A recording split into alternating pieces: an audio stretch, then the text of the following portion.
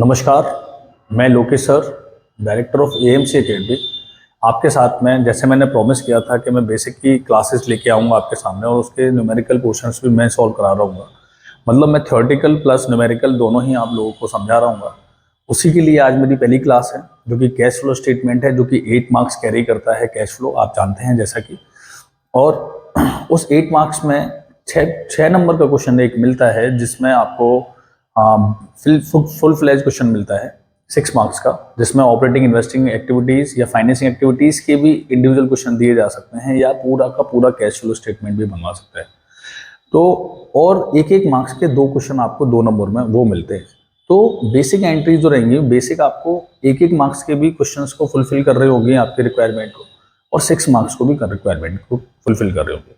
तो उसी के लिए जो मेरी पहली क्लास है वो बेसिक की है कैश फ्लो स्टेटमेंट की। उसको लेके मैं आपके सामने आया हुआ हूँ। उसको थोड़ा सा उसमें जो चीज़ें हैं वो आपको बताना चाहता हूँ। जैसे कि आप कैश फ्लो स्टेटमेंट जानते हैं, कैश फ्लो स्टेटमेंट एक नाम है, वो अपने आप में खुद अपनी आपकी खूबियों को बता रहा होता है या अपनी ऑब्जेक्टिव्स को बता रहा होता है। उसी के लिए जैसे cash flow statement, cash flow statement, cash का फ्लो, कैश इनफ्लो हो रहा है या आउटफ्लो हो रहा है, कैश आपके पास आ रहा है या आपके पास से जा रहा है, उस स्टेटमेंट में हम लिखते हैं कि हमारे पास पैसा आया है या गया है। इसमें मेनली 3 एक्टिविटीज आपकी पाई जाती हैं, जो आपकी एक्टिविटीज हैं ऑपरेटिंग, इन्वेस्टिंग और फाइनेंसिंग। इन तीनों एक्टिविटीज में ही कैश का इनफ्लो और आउटफ्लो होता है, तो उसी को हम जान रहे होते हैं। बस इसी को थोड़ा सा मैंने लिख के बताया हुआ है आपको, इसको आप समझेंगे। सबसे पहले इसका मीनिंग है, cash flow statement is a statement which shows inflow and outflow of cash. Cash flow statement वो स्टेटमेंट है जो कैश के इनफ्लो और आउटफ्लो को आपको बताए। And cash equivalent during a specified period. और कैश इक्विवेलेंट्स मतलब कैश जैसे दिखने वाले। अब इसमें मैंने 3 वर्ड्स को हाईलाइट कर रखा है और इनको आपको जानना भी चाहिए, क्योंकि इनसे क्वेश्चन भी बन जाते हैं कई मार्क्स के।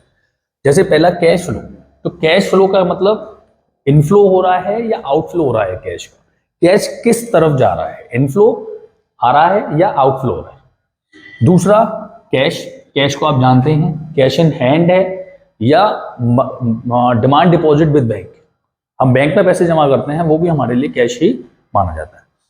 कैश इक्विवेलेंट्स ये शॉर्ट टर्म हाईली इन्वेस्टमेंट होते हैं, जो कि हमारे आराम से रीडली करे जाते हैं, कन्वर्टेबल इनटू कैश। मतलब हम कैश ही मान के चलते हैं। जैसे आपके मार्केटेबल सिक्योरिटीज हो गई, मार्केटेबल सिक्योरिटीज हो गई, आपका ट्रेजरी बिल हो गया, इनकी बात ये करता है। बहुत सारे और भी हो सकते हैं एक्सेट्रा।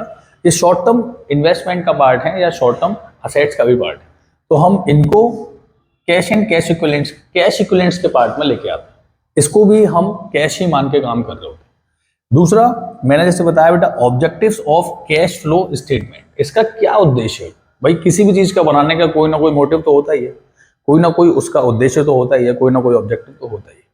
तो पहला इसमें ऑब्जेक्टिव है to ascertain the various source from operating, investing and financing activities from which cash and cash equivalents have been generated by an enterprises during a specified period.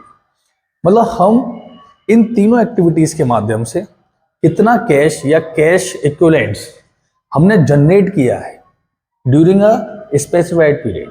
हमने एक कुछ स्पेसिफाइड पीरियड का time में या एक साल में हमने कितना कैश जनरेट किया है, उत्पन्न किया है, वो हम पहला इसका ऑब्जेक्टिव रहता है उसको जानने का। दूसरा इसका जो उद्देश्य है वो to ascertain the various activities in which operating, investing and financing cash and cash equivalents have been used, कितना इन्होंने यूज किया है। यहाँ पे जनरेटेड था, ये किसका ऑब्जेक्टिव था, यहाँ पे यूज किया है वो एक ऑब्जेक्टिव, कि कितना इन्होंने इन एक्टिविटीज में यूज कर दिया, मतलब खर्च कर दिया या कितना लगा दिया पैसा, वो कंडीशन है। तीसरा to ascertain the net change in cash and cash equivalent during the specified period, कितना नेट चेंज हुआ है कैश या कैश इक्विवेलेंट्स में। मतलब हमारा जो ओपनिंग कैश बैलेंस है, जैसा कि आप जानते हैं कि आपको जो बैलेंस शीट मिलेगी आपको क्वेश्चंस में गिवन, वो आपको 2 साल की मिलेगी, एक प्रीवियस ईयर एक करेंट ईयर। उन प्रीवियस ईयर और करंट ईयर में कितना कैश का चेंज हुआ है इन तीनों एक्टिविटीज की वजह से, वो चेंज को भी बताने का काम कैश फ्लो करता है। यही उसका उद्देश्य है और यही उसका वो है। तो मैं यही बस आपको थोड़ा सा इसके बारे में बता रहा था। अब आपको आगे लेके चलता हूँ लिमिटेशंस के बारे में कि लिमिटेशंस कैसे होती हैं, इसकी यूज क्या है कैश फ्लो स्टेटमेंट का, क्या इसका इंपॉर्टेंस है, क्या इसकी महत्वता है कैश फ्लो स्टेटमेंट की आपकी अकाउंटिंग में, वो मैं आपको थोड़ा सा बताने वाला हूँ। तो पहला पॉइंट है इसका useful for short term planning. जो फाइनेंशियल मैनेजर होता है उसको बहुत ही ईजी हो जाता है शॉर्ट टर्म प्लानिंग करने में। जो भी फाइनेंशियल भाई अपना कैश फ्लो स्टेटमेंट देखेगा, उससे वो शॉर्ट टर्म गोल्स को अचीव करने के लिए अपनी प्लानिंग करेगा और उनको मॉडिफाइड भी कर देगा और करने के योग्य भी हो जाएगा। Useful in preparing cash budget, cash budget को बनाने में बहुत ही आसानी हो जाती है, ये उसके लिए भी इम्पोर्टेंट है क्योंकि हमें कैश बजट में कैश का ही देखना है और कैश फ्लो स्टेटमेंट भी वही सारी चीजें बता रहा होता है। Helpful in studying the trend of cash receipts and payments, हमें हेल्पफुल हो जाता है कैश रिसिप्ट्स को देखना और कैश पेमेंट्स को देखना। तीसरा चौथा helpful in making dividend decisions, dividend decisions में भी हमें हेल्प हो जाती है।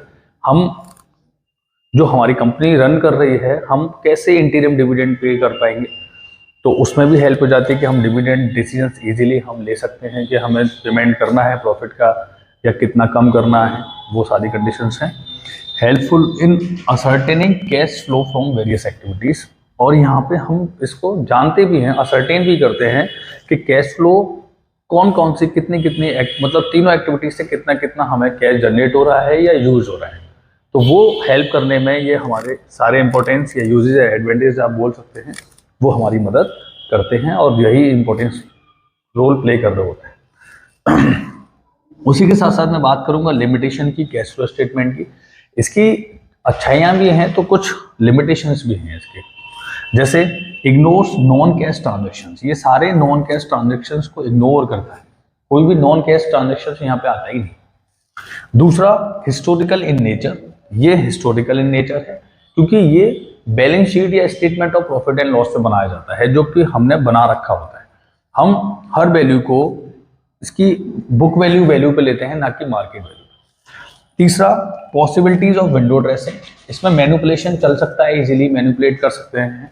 कोई भी कंपनी अपनी गुडविल्स को अच्छा करने के लिए वो विंडो ड्रेसिंग का सहारा लेती है और लेती रही है, उसमें भी इजीली मैनिपुलेशन अकाउंट्स में हो सकता है। तीसरा पॉइंट, इसमें not a substitute of a statement of profit and loss and balance sheet, यहाँ पे इस statement of profit and loss और बैलेंस शीट का कोई भी सब्स्टिट्यूट नहीं है, हमें इसी पे बनाना पड़ता है कैश फ्लो स्टेटमेंट को। एंड में है इग्नोर्स बेसिक अकाउंटिंग प्रिंसिपल्स, हमें बेसिक अकाउंटिंग प्रिंसिपल्स को भी इग्नोर करना पड़ता है। जो चीजें हैं हमें उसी से इसको लिखना पड़ता है, हम इसमें कुछ भी गलत या सही नहीं कर सकते हैं प्रीवियस ईयर अकाउंटिंग में, खाली कैश फ्लो को ही बना सकते हैं बस। तो बस यही आपके कुछ बेसिक्स हैं जो मैं आपको बताने आया था और मैंने बता दिया है। अब आपके जो क्वेश्चंस रहेंगे, आपको अब एक्टिविटीज़ के बारे में बताया जाएगा कि ऑपरेटिंग एक्टिविटीज़ क्या काम करती हैं, इन्वेस्टिंग एक्टिविटीज़ क्या काम करती हैं और फाइनेंसिंग एक्टिविटीज़ क्या काम करती हैं। उन्हीं के साथ साथ मैं उनको बताते हुए आपको कुछ क्वेश्चंस भी आपको करा रहा हूँ। बस थैंक यू, धन्यवाद मेरी वीडियो को देखने के लिए।